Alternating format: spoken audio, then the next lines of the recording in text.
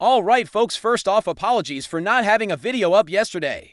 Honestly, when I sat down to record there just wasn't much happening that felt worth your time. I thought about diving into some random topics or maybe doing another breakdown on squad depth, but let's be real, none of us were exactly in the mood for that kind of content again. So I took the day off. Thankfully though, today there's a bit more going on, some transfer rumors, some actual news, and of course something much more important and sad that we need to talk about first. Yesterday brought the very sad news that Celtic legend and Lisbon Lion John Clarke passed away at the age of 84. A figure who's woven into the fabric of Celtic's history in so many ways, from player to coach. From assistant manager to kitman, John Clarke dedicated a lifetime to the club.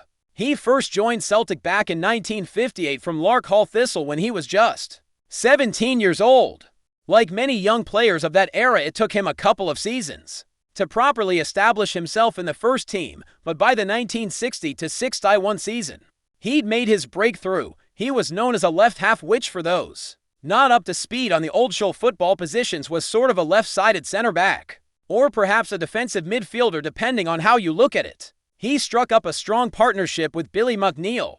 Billy was the aerial presence, the big leader, winning everything in the air, while John Clarke was the one sweeping up behind, reading the game brilliantly, cleaning up loose balls, covering spaces. That style earned him the nickname the Brush, which, alright, maybe not the most creative of nicknames, but it stuck. That was the 60s for you. Like most of that famous Celtic squad, Clarke's greatest years came under Jock Stein, especially during that incredible 1966-67 season where the team won 5 major trophies, including of course that magical night in Lisbon. That still defines the club for so many people.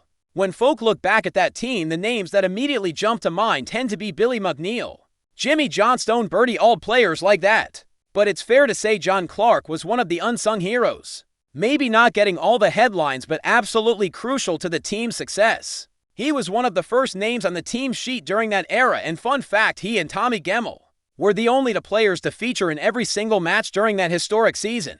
That is 140 consecutive games for Celtic between April 1965 and September 1967, 140 matches without missing a single one. That's just staggering when you think about it, especially given the physical nature of the game back then and the sort of pitches they played on. In 1970, John Clarke left Celtic and moved to Greenock Morton, the only other club he really played for at senior level.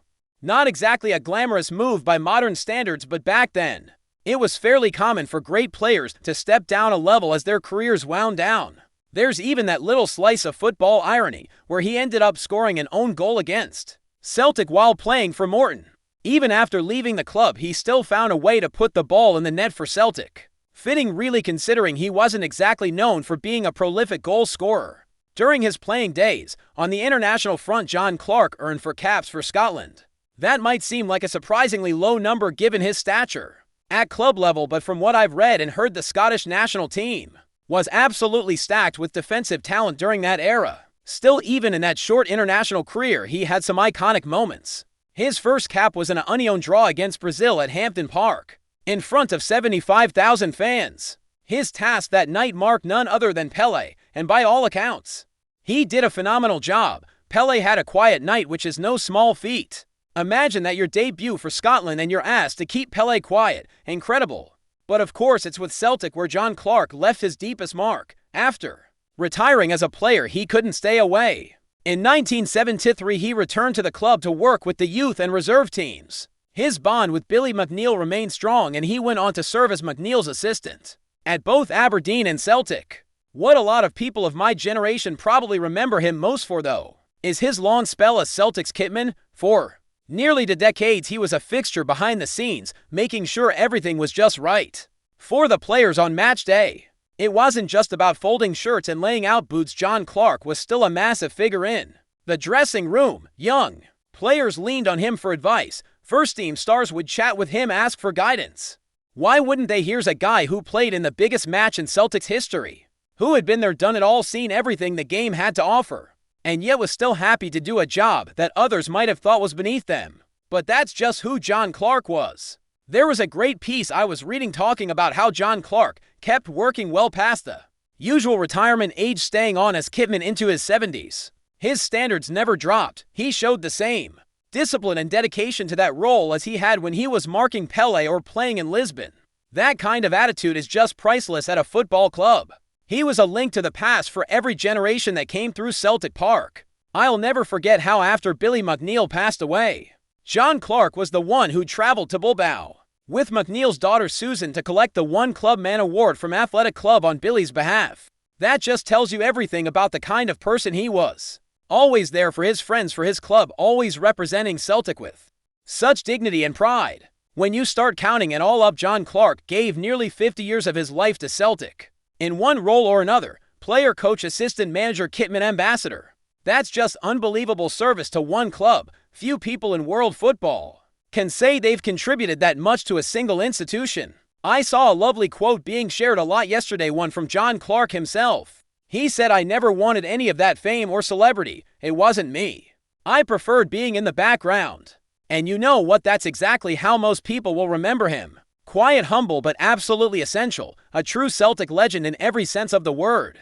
Now shifting gears awkwardly, as we always have to when talking about transfer rumors. Right after paying tribute to a club legend, let's get into some of the current happenings around Celtic Park. So let's talk about the situation with NICOLAS. KÜHN. Feels like just last week I was sitting here saying something like, yeah, nothing to worry about. Just some loose speculation. Fast forward a few days and now there's real chatter coming out of Germany. Reports coming from the magazine Kicker, which, if you don't know, is a pretty reputable football publication over there. They're saying talks between Celtic and RB Leipzig have reached what they're calling an advanced stage. Now, as always with these things, I did try to hunt down the actual source from Kicker themselves. Couldn't find anything on their website, no official articles posted online. But I'm guessing this was something from their print edition that's now been picked up and spread around by various Scottish and German media outlets. It's one of those situations where you just get that gut feeling like, yeah, something's happening behind the scenes here. Especially when you consider that last week we were already hearing bits and pieces from Scotland linking Leipzig to KÜHN, and now there's noise from Germany too. The puzzle pieces are starting to fit. So where does that leave us? Honestly, I think this might be one of those deals that makes sense for everyone involved. From Nicolas KÜHN's perspective, it's pretty obvious why he'd want the move. He probably wants to test himself at a higher level. Let's be real, the Bundesliga is a significant step up from the Scottish Premiership. Playing in Germany gives him a much better platform if he's serious about breaking into the national team. Set up. When you're playing week in, week out in the Bundesliga, you're on the radar of the German coaching staff in a way you just aren't in Scotland. And Leipzig's a club he already knows. He's played there before, and funny enough, he actually scored twice against them last season. From Celtic's point of view, it's a bit more complicated.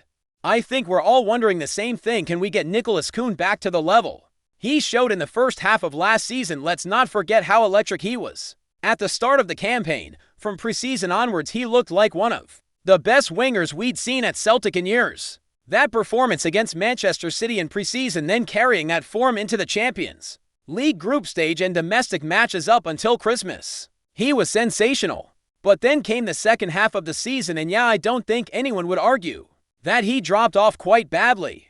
Some people point to that Bayern Munich tie as the turning point, saying that's when his form tailed off. But thinking back, I actually reckon it was a bit earlier than that. Possibly around the turn of the year, maybe after that game in Ibrox, where he took a nasty elbow to the face. Ever since then, it felt like we never really saw the same player again. The frustrating thing is there weren't any injuries being talked about, nothing physical that would explain the dip, which leaves you wondering if maybe his head was turned or maybe he'd mentally checked out a bit, thinking about his next move. There's been some talk online about comments his agent supposedly made referring to Celtic as a stepping stone for Nicolas KÜHN. Those quotes date back to when he was absolutely flying at the start of last season, but when you hear things like that now, you do start connecting the dots. Makes you wonder if his motivation levels dipped once he felt he'd showcase himself enough. Financially, though, this could be really smart business for Celtic. We signed him for about £3 million from Rapid Vienna. Now there's talk of Leipzig coming in with something in the region of £15 million. That's 5 times what we paid in just 18 months. Not quite Matt O'Reilly or Kieran Tierney levels of profit, but still a massive return. Yet there's always that temptation to hang on and hope he gets back to his best. If he did, we could be talking about a £25 or even £30 million sale in the future. But there's also the risk that he continues to underperform and then next summer we're sitting here, struggling to get 10 million for him. So on balance, if Leipzig are serious and the offer's good, I think most of us would take the deal. And as for replacements, there's been a lot of talk about this Benji guy. Still a bit of debate about whether he's truly a winger or more of a midfielder. I've looked at a few clips, checked some stats, and honestly he doesn't look the quickest to me, which makes me lean towards him being more of a midfielder. But let's see. I'll definitely dig deeper into where he's played for Norrköping and what kind of role he's been used in. If he ends up being the guy to come in for KÜHN and we're signing him for a fraction of the price, I wouldn't hate it. Feels like a low-risk move. And while we're on the subject of other bits of news, did anyone see that West Brom are apparently about to pay £3 million for Nat Phillips? That one raised an eyebrow for sure. Then there's Gustav Lagerbielke, who's posted a farewell to Twente after his loan spell there. Looks like he's heading back to us, but let's be honest, with 3 years left on his contract and no real place for him in the squad, you'd imagine the club will try to move him on permanently. Same goes for Make Nawrocki and Stephen Welch. Feels like all three of them could be on their way out this summer. Finally, just to wrap up this part, there's a wee line from Mark Hendry at Chelsea here saying that Celtic are ready to spend big this summer. Apparently at least one major signing is expected. Last season we spent around £40 million across the 2 windows, with just over 30 million of that coming in the summer alone. When you look at the names we're linked with so far, Kieran Tierney on a free, Benji for a low fee, Osman for peanuts as a squad player, it does make you wonder where this big spending will actually happen. Could it be a striker, a midfielder, maybe a center back? Guess we'll just have to wait and see. Before we proceed, subscribe to our channel and enable notifications to receive all exclusive news about Celtic FC. Don't miss any details about your favorite team. It's extremely important for Celtic FC fans. Whispers have started to ripple through the Celtic Park corridors and beyond, suggesting that Nicolas KÜHN's time in Glasgow's East End may be nearing its end, and that a return to his homeland could be on the horizon. The 24-year-old winger, who arrived at Celtic with much promise, is now being linked with a potential switch back to the Bundesliga. Sources close to the player hint that interest from German clubs is growing, with at least one Bundesliga side reportedly monitoring the situation closely. While no official bid has been tabled yet, those in the know believe talks could be underway behind closed doors. The move, if it materializes, would see KÜHN returning to the league where he first made a name for himself during stints at RB Leipzig and Bayern Munich too, though KÜHN has shown flashes of brilliance in the hoops. Some feel he's yet to fully settle into Brendan Rodgers' system, with Celtic expected to strengthen their attacking options this summer. Speculation is mounting that KÜHN may be one of the players sacrificed to make room for new arrivals, a move back to Germany, where he would be closer to home and possibly offered a more central role, could be tempting for the winger. Fans are split. Some believe KÜHN hasn't been given enough time to show his best, while others think a fresh start for both club and player might be the right path. His technical ability is unquestionable, but consistency and game time have been harder to come by in the pressure cooker environment of Celtic's title-chasing campaigns. It remains to be seen whether these rumors gain traction or fade with the summer breeze, but one thing's for sure, the Bundesliga door appears to be creaking open.